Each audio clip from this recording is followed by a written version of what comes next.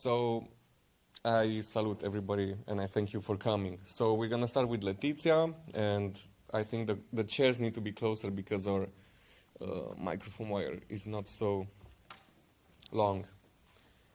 And please tell us and think. I'm gonna be asking some questions, and then maybe you guys from the audience. So first of all, congratulations on your film. Really enjoyed it. This was the first time we actually saw also each other's work. We didn't knew what we expected before. We looked a bit, but I tried, to be honest, to be surprised. So can you tell us a bit about the project? What was the process of choosing the topic? How long did you spend there? And some other things that I'm sure you're going to be glad to share with us. Thank you, and thank you everyone for coming and for staying. This is the first time I'm actually screening this film, even though it was shot 2 years ago. I did Fragmented Skies in a residency in Moldova. The residency was called Revedere, and it took place in this village called Naslavca, which is a village that is located at the border between Moldova and Ukraine.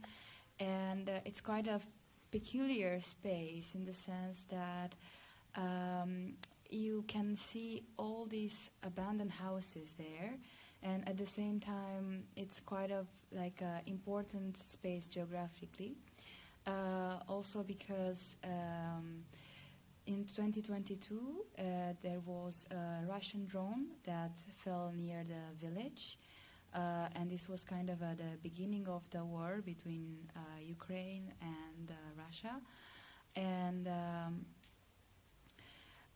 I was quite fascinated by that space, in the sense that I was really curious to see and to feel the energy of the village. Like, I actually went there with not that many expectations, and then slowly I realized that most people were quite calm about the situation, in the sense that life went on through this normality, even though there was war very close to their border. And I was quite fascinated by how these houses were left by people that went to bigger cities to work or to find a better life. And in a sense, I felt that those houses were somehow witnesses of certain events in history, especially because in that area there were also Turkish invaders before, and somehow there was this protective aura that you can feel around it. And I spent 2 weeks there. It's also related to the way that I chose to film it, because you can sense that the camera is a bit distant, and also you never see the protagonist that is speaking. You can only sense a voice that is a bit narrating. It gives you a bit of context, and that was intentional in the sense that concrete image of who is speaking, or to be able to actually position a face to houses. Like, for example, you can see the shoes were left in front of the house door, as if someone was still living there, and some people decided to leave photographs behind and so on. So it was quite interesting to just go and see. And of this time, how much was it research and how much was it filming per se? Did you know the topic before, or you just went there and found out the stories? And I also wanted to ask you, how did you choose thought decision when you went and chose the protagonist, and also the stories and the research? Most people they speak Russian and Ukrainian, so I was really trying to find a moment, because somehow it felt that she was, for like the first time, listened by someone from the outside, because she started to tell me about her story, and then while I'm filming she starts crying, and then I stopped filming immediately, and then I realized that okay, this is a very powerful moment for her, but I want to leave it for her, and I don't want to capture it on camera. And she was also very impressed because she didn't meet that many people that still speak Romanian, so for her it was also quite meaningful meeting. And one of her neighbors, who is Vita, who is the voice that we can hear, she was also there, and I could see that she was a bit more easy with the camera, and she was a bit more outspoken, so then I decided to actually interview her, and I interviewed her with a translator, and she told me a bit about the history of the village, and then I thought, okay, I think she has a really good voice, and she has a very good way of telling the story, so I think she has to be the voice. And then her the nephew of the first lady was also there, who is the child at the end, and he's starting to tell me this folkloric story about treasure that was hidden in the village, and the story is that this treasure, and the story goes that only two real good friends can find it, a white friend and a black friend. So I thought that was a very interesting perspective, and I thought it's important to have the face of a child there, because it's important to see the people that are left behind, and when you think of that, you always think of the new generations. So yeah, that's why I decided that he should be the only face that is in the film. Yeah. Is he the only child living there, or how many children are still there? He lives there on the island? Not on the island. So the island is a border now. No one lives there. In the village, there are a couple of children. I don't remember exactly the number of children, but not that many. So there is only one school in the village, and if I remember correctly, there are different grades in the same class. So yeah, there were a couple of children. Yeah.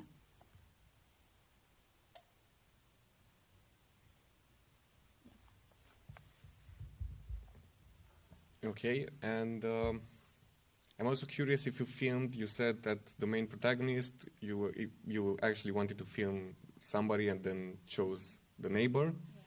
Yeah. Did you film anyone else? And then when the editing part came, you decided to focus just on one story, or it was clear from the start that you're going to be just focusing on this perspective? No, so I was quite selective from the very beginning. So this was actually part of the research, what I told you about. So this, I was filming it myself. And after this research, I also met a couple more villagers.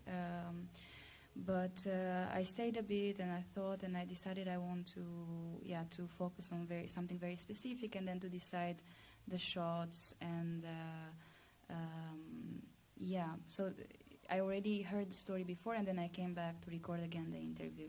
So I think I had a more fictional approach to this, I don't know if this is a classic question or this is something that I want to ask you, but is there something that you would change looking now back at your documentary, or do you have something that you think, for example, you said that you didn't want to kind of interfere or get too close to people that were sensitive. So my question is, did you feel that now looking back at it, there's something that you would change or approach differently in future projects? So I think for me this is like a question of ethics that always comes up in non-fictional cinema or in documentary. And somehow for me, because I did documentary before, and I always got very, very close and very involved in my protagonist's lives, and somehow I felt that it's a sign of in a way to just, because I also don't come from that culture, also towards them, and to kind of allow them to protect their privacy. So then it becomes more like a story of the village or of the houses, or more like a collective story rather than one specific character. I felt this was the most. So if somebody has some questions regarding this project, or in general for this topic? If not, we can move on and we can go and thank you again. Projects. So now we have a difficult situation somehow because it's hard to interview myself regarding the next project that we're going to be talking about, which is Blessed, the film about the witches and the witch school. So I'm going to be asking for your help, but at the same time I'm going to try to also somehow be creative and answer some of the questions. So maybe now you want to ask something to start the conversation. Yes? How did you meet them? How did I meet them? So that's a good question to start with. Actually, this family of witches, they're quite well known in Romania. I started this project as an exercise more than anything else because I was in film school and it was somehow the first project I really tried to, seriously film. I had some other ones, but I always felt like they were kind of, just a part of the process, and now I wanted to somehow gain more experience. So I was at the workshop, and I just contacted them after seeing their phone number, because they're public persons, and they advertise their phone number.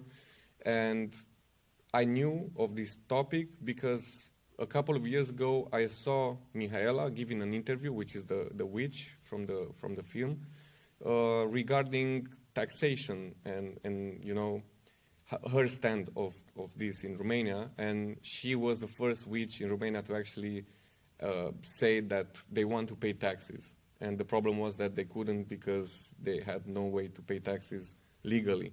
So I found this topic quite interesting, and I gave her a call. And I said, I'm a filmmaker, can I visit you? And they're very open. If you ever go to Bucharest, Romania, they live on the outskirts. If you give them a phone call, they're going to actually tell you, of course, pass by. You can have a soup with them. They're going to show you around, and you can just leave without even having to take part in any ritual or anything like this. They're very open. So to answer it shortly, I just call her. And I think more people should do that with other people. Yes. Now the woman which with children, which live with children, she knows already when you start with her about that Michaela took her to the school. Which because in the movie she said this Michaela came to her and said about she won't harass her to school, which is, and she already knows about about this when you start film her or not. If I knew or if she knew? So who? You're asking if I knew or if she knew, if Anna knew. So the question is if Anna knew before starting to film that she is going to be part of the school. It's interesting because she actually didn't know that. So I first met Mihaela in 2019, but in 2021 she invited me to move in together with her family in the village that both of the women that you see live in. And as the time passed, I realized that, the story is about this school. And my natural question was, who is it going to be for? So she told me that it's a place where young women from the Roma community are invited to come and kind of learn from Mihaela in order to go back to their own roots and become themselves a witch. So then, naturally, I asked them, do you have somebody in mind? And she gave me a list of 5 people, 5 young girls that she knows. Some of them were from far away, and it took me 2 or 3 months of seeing who, might actually come, because some people are not so, I would say, sure about this. So she didn't knew, but I kind of known this from Mihaela. But it's something that she kind of always wanted to do, because Mihaela in their community is somehow like, a figure that made it. And it's an example for a lot of women. So they've known each other for more than 20 years, since Anna was a little child on the street. And I think most of the women there would wish to be in her place. So it was also a bit of luck, which is needed in documentary filmmaking, but I must say it was also a collaboration with the community itself, because living there for years kind of opened some doors, and I also as a director noticed that this is the perspective that the film should be from her perspective. So they didn't know, but now they do.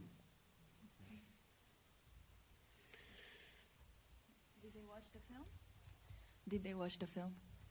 It's funny because I showed them, I think, 4 drafts. So, the movie is recently done. It's been 1.5 months since it's been finished, and they didn't see it yet.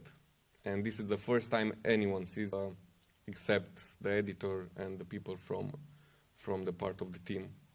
It's also interesting because in the process of getting to know each other, I feel like, and they also express this, that they want to see it in the cinema, and they trust 100% that it's going to be, a film that they're going to like.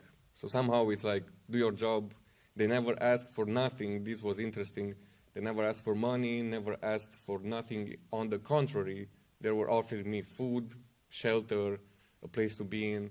And I think they believed in me more than anyone else in the normal society, which is also interesting. I just wanted to say that it's easier for them if you will visit that you just will have another soup. If what? You have another soup. Yeah, of course. And their cuisine is amazing. I really wish that they open a restaurant soon next to the school. And I think so, yes. Because there was a situation in which I was struggling a lot with money. I lived there and worked months on end on only this film, and I really tried my best to stay there and focus on the film. And in this process, there was one day that I know for a fact that they did a ritual for me without me knowing it. And looking back at what happened, I just realized, I think 2 or 3 days later, that some things happen because of a ritual that she did for me.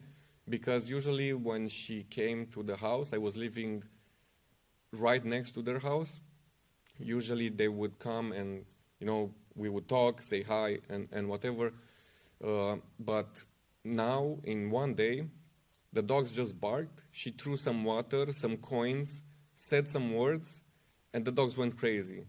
And I didn't know what happened. And I think not even half an hour later, I got phone calls regarding projects from Norway and some things like this. A guy saw some stories that I posted, asked me for my Revolut, sent me some money to support the project. So all of a sudden, I was actually scrapping metal with a neighbor together to pay the bills. And after some coins were tossed and some water and some barking and so on, phone calls rang, projects came, money came, and nothing suspicious at all. And I'm still, to be honest, it took some very long showers to process all of this. And yeah, at this point, I cannot say I don't believe in magic, to be honest. So.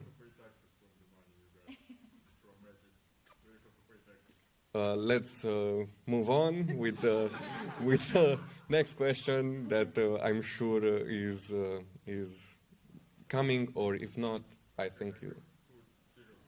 Yes. What was the part that you liked the most about making a movie, and what was the part that you hated the most about making a movie? Good question. So the part that I've liked the most about doing this project in particular, but also other documentaries that I filmed with, is actually the whole process of getting to know somebody so close. Because usually you get to know people that are not so close to you. At least this is how I want to engage in documentaries. I'm really curious. I find like the camera is the best excuse to go somewhere and spend 2 years with someone. If you would say, let me stare at you for 2 years to understand what your life is like, I think they're going to find it weird. So the best part was definitely the people, and honestly the film was secondary all the time. I think out of the 2 years I've spent there, 30% of the time I was filming, and in the rest of the part I was actually just having a great time with the community, going with the children at the school. And I think to sum it up, the best part was to be accepted by a community that nobody else accepts. I found it very natural to be there. So the time spent there was a blessing, and I actually somehow feel like I got to know them so good, and it was a reciprocal somehow sharing of experiences. And I think that was the best thing. Also the children and just living life. Their life is very, very much how, in my opinion, more aspects of life should be lived like that. It's always present in a way. The part I hated the most, it was actually the same thing. I really think that this kind of filmmaking has to do a lot with, solitude, depression, struggles, and the industry. I think the industry for me is the hardest part and the thing I hate the most. Making films is great. Actually trying to live off of that, having business meetings with people, talking about other people. I didn't meet the right people. Fortunately, that also changed. Maria has a question. I got a question. There was the scene in Buffalo people, and there was kind of a ritual. What kind of It's actually more of a touristic ritual, let's say. It's more of a show. And this is something... for a tourist? They are open for tourists to do some kind of a show? To attract some of their money. So actually it's the opposite. Tourists from America, and they go through all of these different places and let's say exotic. One of them being the witch pond. They come every year, so they kind of add the witches to their tour. So the rituals that you see there, and this is, I forgot to mention, this short documentary is actually a prequel to the feature length. So this is the main goal. This is how I started. It's going to be a feature length film, but this is just a showcase of that. And in that film, I try to also show how it's two-way dynamic when it comes to this financial aspect. It's everybody kind of, if you look at it, exploits everybody else in a way. It's a show. People want a show. Those people coming there didn't seek answers for life. They didn't care so much for the maybe culture. It's just something exotic for them to see. And I think it's not necessarily a personal ritual, but rather a ritual that somebody can experience as a tourist. So thank you for the time, and we can move on to the next project, which is called Homemade, and I'm going to leave you to present it a bit and then ask you some questions. Okay, wonderful. So, this is... Yeah, go on. Okay, wonderful. So this is actually my debut documentary. This is the first time taking a dip into documentary making and filmmaking at this sort of scale.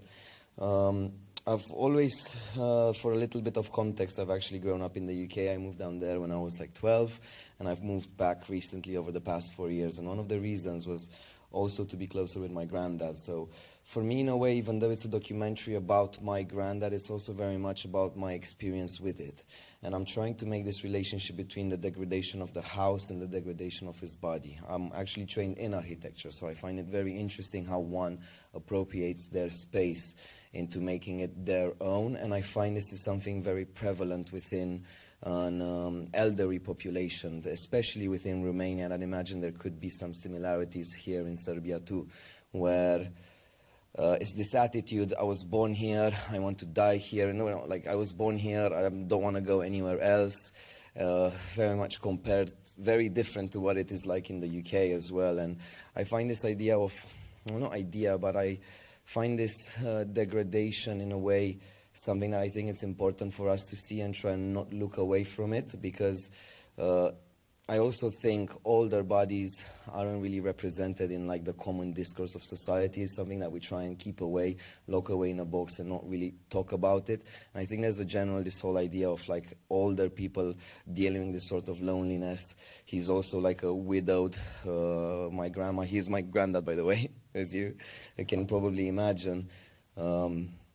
And yeah, it's also with this idea, because he was also like widowed like 8 or 9 years ago, and it's him getting like closer. He's already like 89 and struggling with this aging, and it's also this experience of me taking care of it and like maintaining it and repairing, and this parallel between the house as well, which he has lived in a long part of his life, and it's also my childhood home. So I have that tight connection with the house, the space, but also with my granddad in the same way.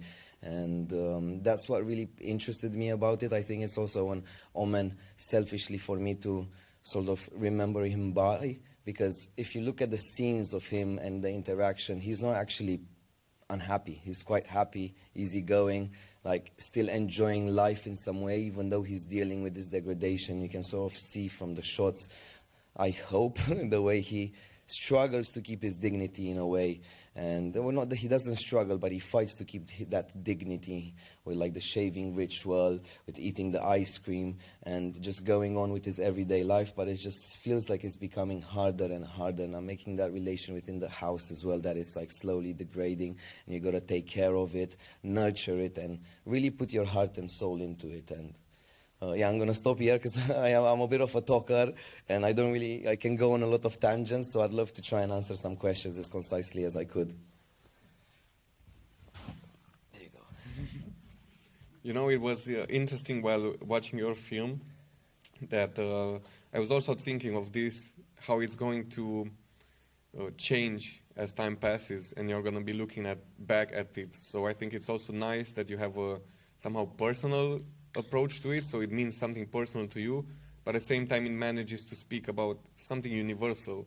I think it's interesting to see this part of life so close, something that we don't really want to talk about. It's like, or even think of it, getting to that age in which, you know, you cannot even put your hand up, and you know, I think it's really nice how you manage to, you know, do two things at the same time somehow. And I wanted to ask you, did your grandfather, you know, for quite a while on it? And I wanted to ask you if you managed to show it to your own family, and what do they think of it? Yeah, no, this is actually a really good question. So I haven't managed to actually show the whole film to my granddad. I was still finishing stuff like, oh, look at him, he's like degrading, it's such a depressive story, because I think it isn't. I think that's just a part of life that we need to accept, and in a way we're all going to be heading there, and we shouldn't really ignore that part of life. So to answer your question, he's seen some sort of shots, and he's aware that I'm iteration of it, and this isn't its finished version either. I want to continue developing and taking it further and exploring more this idea and building from this, and continue iterating it to hopefully create something, even speak to more people. At first, I'd like to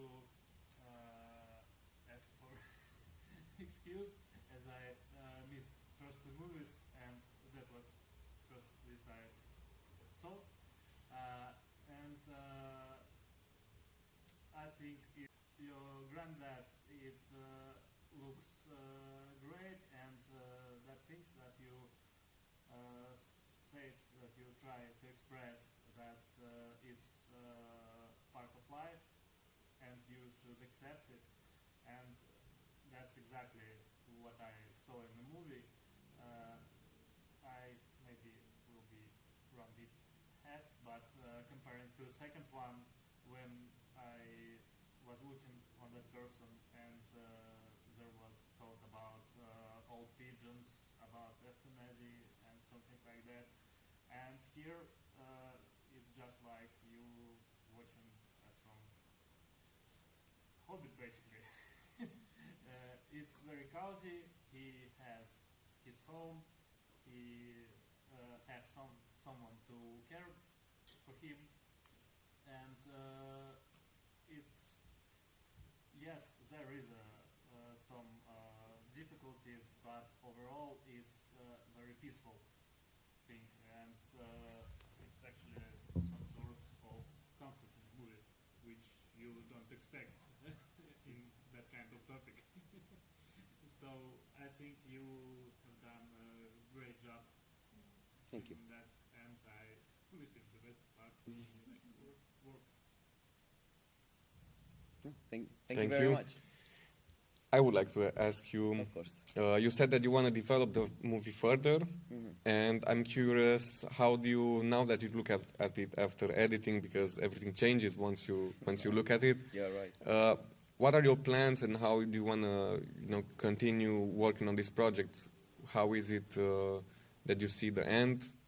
How long do you plan to shoot, or do you have this kind of questions already answered in your mind, or is still just going to be, the time is going to tell how the film is going to end up?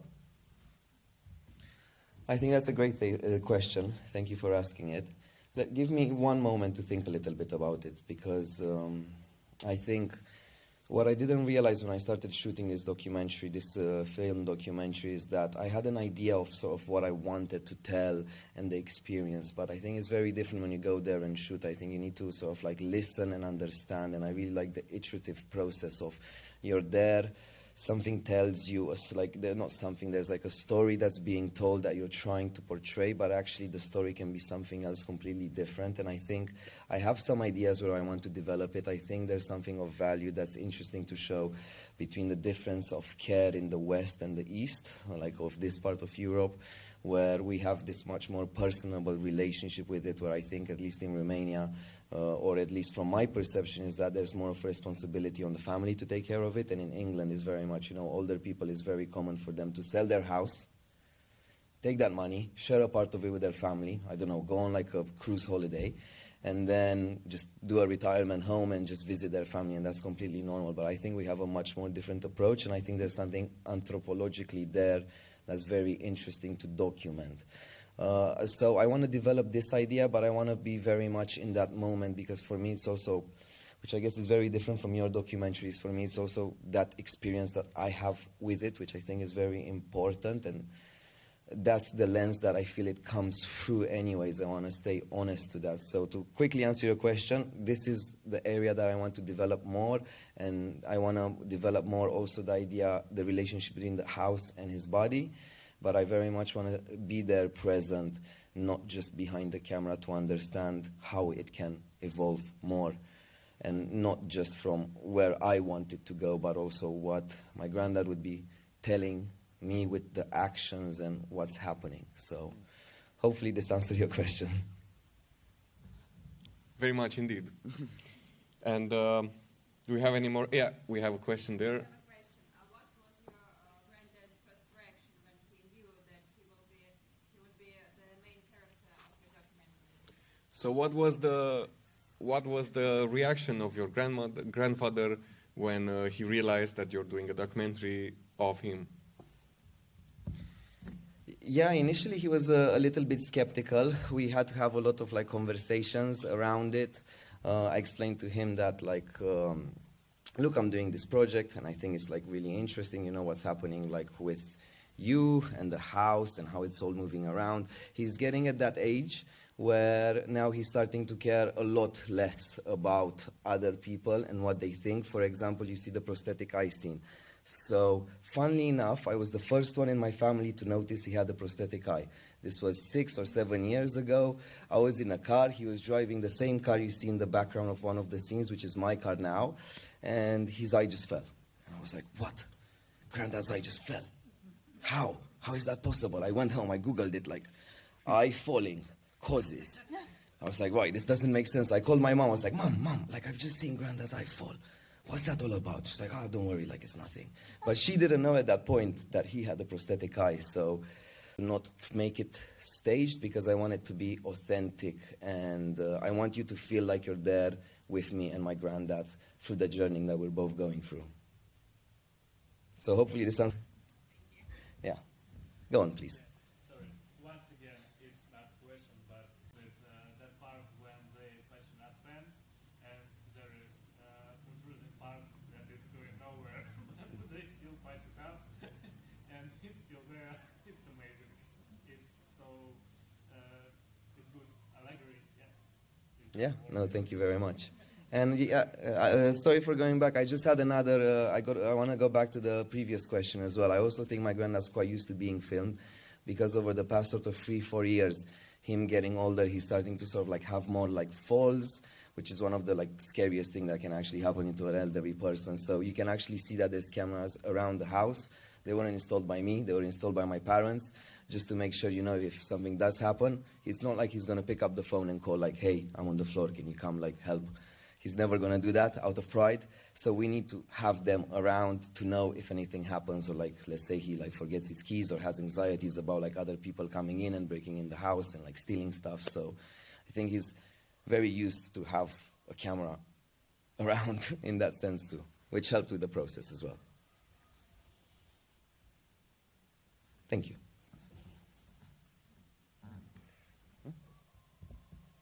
Thank you for the nice explanations and feedback of it. And your movie, I feel it's about life. And now we're going to be moving on to a film that is about death. And we will ask Szilard, which is also our main technical guy, always working all the time. We're going to invite him to come here and tell us a bit about his film, which you've just seen. It's a fourth film. It's called Poor RP. And yeah, if you can tell us how you met RP, what the process has been, how long did you film, and anything else you want to add. I will help. I have emotions. I'm not a big talkative guy. So I met RP. I know RP was hanging around always at that bus station which you saw in the movie, and I, since first class till the university, I was taking the bus from the same bus station. So I saw him for a long time. And when I entered the university, I had to do a movie, so for some reason I thought that he's a good subject. He was open, and we have somehow bonded. And that's how I met him. Next question, what was? So next question, real quick. We're not going to hold you for too long. If you can tell us what the process was, how long did you film with RP, and I personally know that it has been a rough time. And how do you feel about the film now? Well, it's been a long time since I made this movie. It's in 9 years, I guess. I haven't really saw it. I haven't really seen it again since a long time. I don't know. I have still some ethical questions about it, but I think it's all fine after all. I don't know. The ethical problem which I consider is that why I didn't help him. But back then I didn't know that he's so sick, or how do you say that? Only after it happened, what happened, I realized that he's looking bad because something isn't right. But he was looking like that pretty much most of the time, so it wasn't obvious. And I just did my everything. I was filming him. I was giving him food when I was giving him some money sometimes, and I was hanging around with him. And what was the question? That was the question. I can help you. And What was the process? Yeah. the process, So yeah, the process was simply I was hanging around with him. I usually always have the camera with me, so I tried to film him without interfere with him. But at some point, I had no other option but to help him go home. The last scene, not the last, when there's the bridge wall, not bridge, brick wall. That wall is like 80 meters from that gang entrance. to the house. And he couldn't move like 80 meters, so I had to call a taxi, and that street was one way. So the taxi had to go all the way around, like pretty much, and then somehow the taxi stopped right in the frame, and I waited him there and helped him to get out the taxi, and he just wanted to sit down there. And after that, she didn't pick him up to take him like another 20 meters to that improvised house. I went, mother was waiting me with warm soup, and oh, Arpi, he died. What? And I went there, and there was the candle, and that's about it. And after that, I had a lot of questions in my head if I admit what I did or not. But whatever, that's life. And yeah, I think I answered some questions.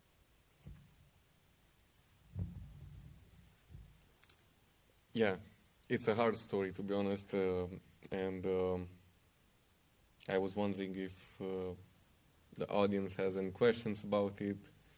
I know that ethics in documentaries is always tied together, and probably no one has it 100% right all the time. And I think this is the hardest part in doing documentaries, and I'm somehow just glad that you managed to find peace with it, because it's a hard thing to know, especially as you said, like people in that position, they just die and that's it. And yeah, I think it's a moving film and speaks volumes about how vulnerable we are, us as people regarding sickness, but more about people that don't have access to what we do. And no government support for these kind of people who are at the margins of the society. And there's really, I don't know, much you can do as we as a society, we can help them, but it's not enough. So I think it has to be some bigger help from the government, but government is occupied with other things, as we can see in Serbia as well. Yeah. thank you, Silad. Thank you for the film and for the Q&A. You want to add something? Thank you as well. Yeah, please. Well, once again, not question but opinion. I think you done a great job with that movie, and that you usually do. Yeah, you pay attention but not much. You try to help but not much. That's exactly what happened in life, and that's exactly what that film is great. It's sincere. It's may find response in hearts of other people. Yeah. Thank you for this perspective. I didn't thought about this this way. Thank you. Okay, and if there's no more questions, we can go from this film to the next one that we're going to be talking about, which is Enzo and Matteo, the film with the Ferraris. So Valentin, the director, had unfortunately to leave. He had another project to leave for earlier than expected. And on the behalf of Valentin, with his blessing, I am going to talk a bit about it. We worked on this project together. I actually was involved in the process of filming together with him. He already started the project a couple of months before we joined forces, let's say. And I think it's a very interesting project because somehow it speaks about men's coping mechanism. And I think in a way, cars represent for men that have this coping mechanism and is directed towards cars. I think that they have a relationship with these objects more than we would like to, or we would notice normally. And this story is somehow at first very absurd. It's almost funny to, see a guy and hear about a guy who's working on a fake Ferrari in his own garage after he was doing this in Spain, and they had to leave because the government and Italian government was actually suing them. And some people went to prison, so he had to move back to Romania, and now he's doing this by himself. Before, he was involved in somehow a business, which was he had some earnings from that, but afterwards he moved to Romania, and at this point is almost like a mixture between a hobby and, a road that has no ending, because it's most likely that he will not make a fortune building fake Ferraris in his own garage. But behind this absurd story, there's a man who is grieving for his unborn child, who I think doesn't even realize how traumatic that thing. There is a film about grief, about passion, and while working on this project with Valentin, I tried to get to know this guy as well, Cătălin, which is the protagonist, and the family, and in the scene. And at that point, I just realized this is not a guy who he's not an absurd guy. He's not a crazy guy. He's just like somebody who has a dream, and somebody who has a passion, somebody who has wounds, and taking everything apart, person who has an ambition. And I think that's something that, we should all respect in some way. He's an artist, but he makes his art in a way that I think it's harder for him to find the appreciation, especially in the context that he lives in. So maybe you guys have this was an introduction. Valentin met him in a Facebook group, actually, which is somehow making fun of BMW owners. And he saw the video of Cătălin jumping in a fake Ferrari, which is a swimming pool, and he was like, okay, I'm going to go and make a film about this guy. I don't know what his story is, but I'm going to find out. So this was somehow how we ended up working on this project. And yeah, he really likes the film, and he saw it. He was very proud. It was premiered at a film festival, Astra Film Festival in Romania, in Sibiu, and he came for the premiere with his family, with his child. And I think it was very important for him to see himself in a way presented to an audience that kind of finds value in what he does. So maybe you guys have some questions about fake Ferraris, or brief, or No, not about the Ferrari. I just wanna have a comment. I found that scene with. Thank you. I found that scene with him and his child in the garage very tender, where he's saying this chant for the evil eye, and I feel like this kind of intimacy has to be built in time. So I was curious how long he has filmed with them, and I was really moved by that scene. It was really beautiful. That particular scene. So to ask your first question, the film was shot in about 8 months. We started working in the second month, and we kept going and leaving that place. But in that scene that you were talking about, we actually went for his birthday and spent 2 or 3 nights there. So it was somehow funny because I was coming from a ritual with the witches, and they thought that because of me, the child is sick, and that's why they did this ritual. But that speaks volume also about, rituals that we have and how we somehow are surrounded by them. And this intimacy was definitely built in time, and each one of us were passionate about cars, so it kind of glued us together. I came with my own car, he was looking at it, talking about it, telling me that he's going to make a Lamborghini doors for my van, and we just drank beers, we just spent time together.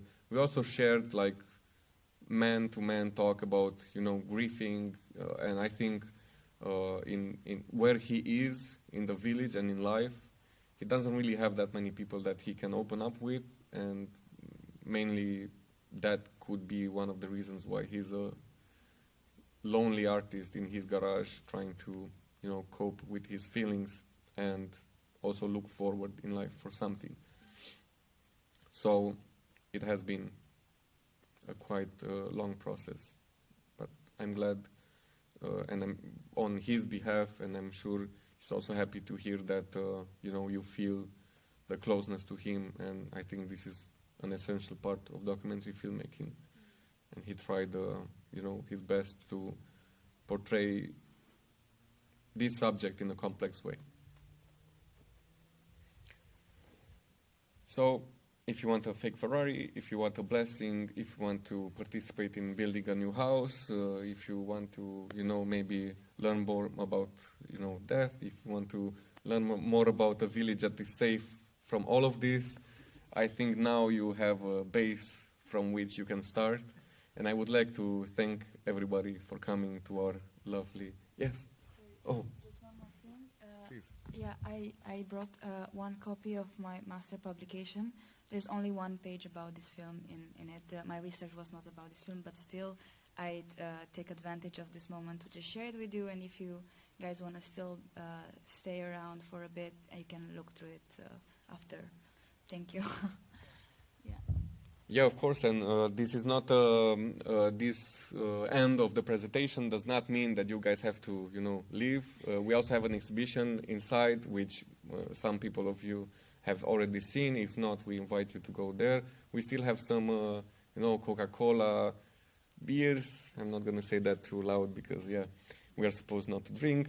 And, we would like to thank you for you coming from the screening. You've been a very nice audience. I hope you enjoyed the night, and we had a lovely time in Subotica. Thank you for having us, and power to Serbia. Thank you. Of course, Szilard now starts working. We're gonna put some music, we're gonna drink some beers.